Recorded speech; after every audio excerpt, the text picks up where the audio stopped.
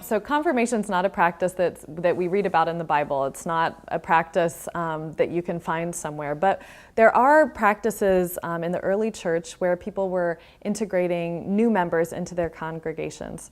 So historically, a bishop would come to town, and the people who had been baptized, who had professed their faith, would be confirmed as members.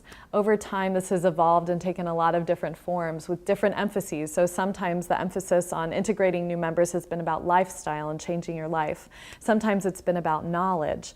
You can see that most clearly during the Reformation, when a lot of catechisms were written. So what is man's chief end, or what's your only hope in life and in death? These are the questions that started different catechisms, and then youth or adults would memorize the answers.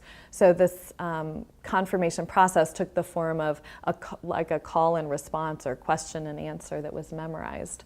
As times change and traditions are reformed, the latest trends are to really think about socially and relationally, what does this mean to become a Christian? Not just a member of a club, not just doing what your parents want for you to do, but how do we emphasize, being a Christian matters for your life. It means you might live differently or think differently or believe differently than your friends in a pluralistic world.